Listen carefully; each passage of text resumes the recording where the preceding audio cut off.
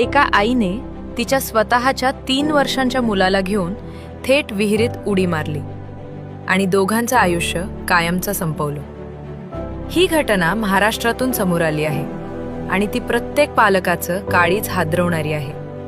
ही आई होती फक्त 23 वर्षांची आणि तिचा मुलगा अजून 3 वर्षांचाही नव्हता। सकाळ झाली, आई आणि मुलगा घराबाहेर पडले।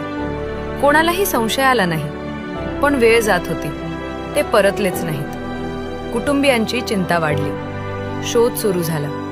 आजूबाजूचा परिसर, रस्ते, शेत आणि तेव्हाच घरापासून थोड्याच अंतरावर असलेल्या एका विहिरीजवळ सगळे थांबले।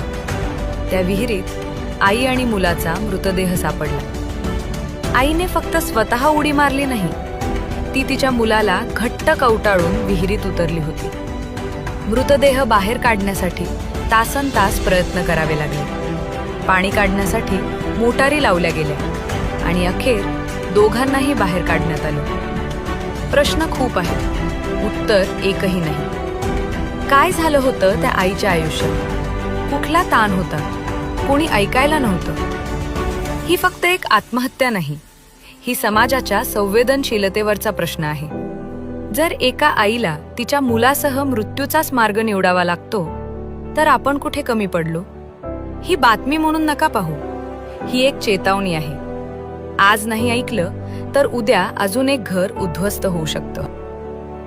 फॉलो करा विस्तार मराठी, खरी बातमी, भावना आणि सत्य मराठीत।